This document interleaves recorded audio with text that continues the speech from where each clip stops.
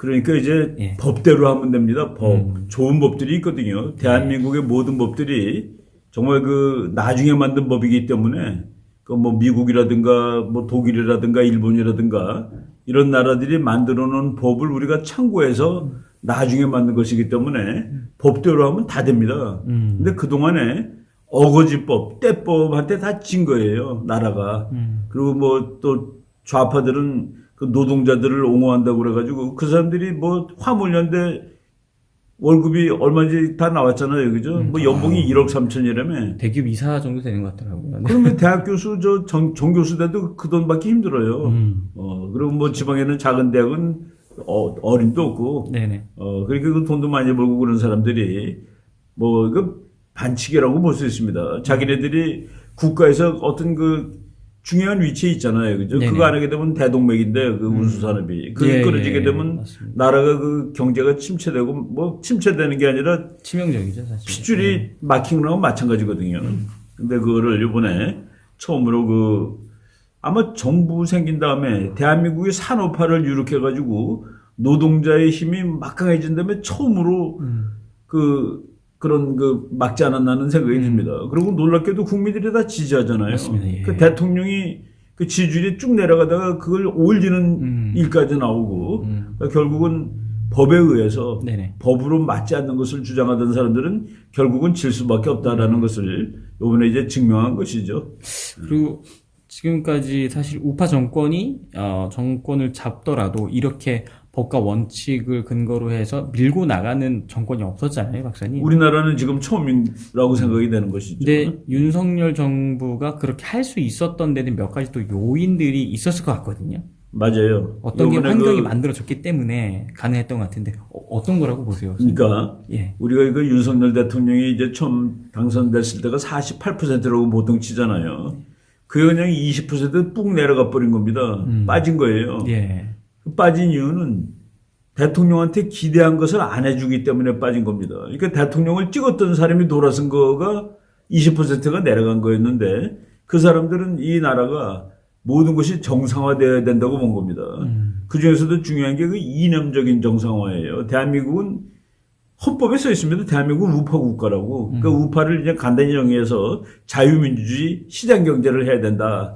근데 그것을 막 어기고 그리고 이 노동하는 사람들이 만든 뭐 민노총 같은 데 보면은 이 사람이 정치단체란 말이지. 주한미군 나가야 된다고 그러고 북한을 두둔하고 북한에서 보내준 축사 읽고 이러는 것 자체가 이제 그동안에 국민들이 참았는데 못 참게 됐고 그리고 이제 윤석열 대통령은 그 조금 다른 대통령보다 행복한 조건이 하나 더 있습니다. 예. 제가 이제 자주 얘기했지만은 지금 대한민국의 보수 세력이 뭉쳐서 데모한 적이 원래 없어요. 보수 세력은 그냥 집에서 한탄만 했습니다. 한탄만. 예. 화만 내고 그랬는데 지금 갑자기 이제 광화문 세력이라는 태극기 세력이라고도 부르고 그러니까 어떤 비난하는 사람은 뭐 윤 대통령은 태극기 세력의 대표가 아닙니다. 뭐 이런 식으로 뭐 비판도 하고 그랬는데 태극기 세력은 윤 대통령을 지지하는 세력입니다. 그리고 지금 정책을 잘하고 있는데 이거를 파괴하겠다고 그러고 대통령 된 지 반년도 안 됐는데 탄핵하겠다고 그러고 이런 세력들을 우리가 막아줘야 된다라는 그런 움직임이 있는 거예요. 사회 움직임이. 그러니까 대통령을 당선시켰으면 됐다가 아니라 이 정권을 우리가 지지하고 밀어줘야 되겠다라는 세력이 지금 같이 존재하는. 그러니까 민노총이 데모한다고 매일 촛불 들고 나올 때 뭐 영하 10몇 도 되는 그때도 그들 촛불 들고 나오는데 거기에 맞짱 떠서 정말 나와가지고 이 정부를 지켜줘야 된다라고 하고 정부가 잘하는 건 잘한다라고 박수 쳐줄 수 있는 세력이 이번에 있는 것이죠. 저는 그거가 무지하게 중요한 요인이라고 봅니다.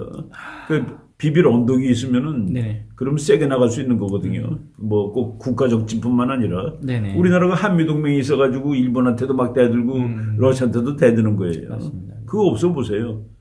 바로 이 현 정부가 다른 정부에 비해서 보수 정권인데 뭉쳐서 지원해주던 보수가 이번에 처음으로 있는 정권입니다. 만약에 이전에 박근혜 정권일 때도 그 탄핵 사태가 일어나고 했을 때 그때 맞불 세력이 있었으면 저렇게 허망하게 탄핵당하지 않죠. 참. 예. 우리 그때 이제 보면은 저거 뭐 우리 뭐 지식은 아니겠습니까? 그래도 정치학자니까. 뭐 촛불 데모하고 효순이 미선이 얘기하고 그럴 때마다 속으로 안타까운 거가 왜 한 목소리밖에 없냐 이거야. 말이 안 되는 소리라는데 왜 그 소리만 광화문을 채우고 그 소리만 들리고 그 소리만 텔레비에 나오고 그 소리만 신문에 나오고. 근데 그거를 이제 결국은 바꿔놓게 된 것이죠. 사실 그거 바꾸는 것도 지금도 다 못 바꾼 거가 정식 언론은 우리 편이 없잖아요. 그렇지만은 사람들이 이게 이 언론이 많냐 해가지고 나 유튜브 보는 거예요. 그 유튜브가 싸우면서 이긴 거지, 오히려. 맞습니다. 참. 예. 그리고 이번에 화물연대 사건을 통해서 본 것 중에 하나가 좀 독특한 그 MZ 세대들이 예. 이번에 화물연대 사건에 우리를 개입시키지 마라. 이런 목소리를 이제 내기 시작을 했더라고요. 이제 그들이 이 싸우는 방식도 바꿔야 됩니다. 세월이 바뀐 걸 모르고 있는 거예요. 내가 그 좌파 사람들한테 좀 하고 싶은 말은 이제 모든 그 우리 인간 삶은 자유로 가는 겁니다. 자유. 맞습니다. 예. 우리 젊은 친구들 뭐 말로는 그냥 핑크가 됐어요. 그게 그럴듯해 보이니까. 그런데 점심 혼자 먹고 공부 혼자 합니다. 맞습니다. 얘 뭉쳐 다니는 거 없어요. 예. 근데 그걸 다 강제로 끌고 들어가고 개인이 더 중요해요. 사회보다. 물론 국가는 그 개인의 자유를 보장하기 위한 도구입니다. 여러분들이 그 좌파 쪽인 사람들 지금 우리 MZ 세대라는 미국에도 그런 세대가 있어요. 우리나라도 있고. 예. 그 사람들은 가만 놔둬도 개인입니다. 그 개인주의적인 사람은 다 자유주의자예요. 그 개인의 자유를 위해 더 열심히 일을 하게 되고 그렇죠. 그렇게 일하다 보면 국가 발전에 그렇죠. 도움이 되고 그런 거잖아요. 젊은 친구들은 뭐 내가 열심히 일해서 부자 되는 거고 보세요. 우리는 옛날에 돈 벌어도 좋은 차 못 샀거든. 남의 눈치 보느라고. 네네. 아니 내가 번 돈으로 내가 좋은 차 산다는데 너네가 뭐라고 그래.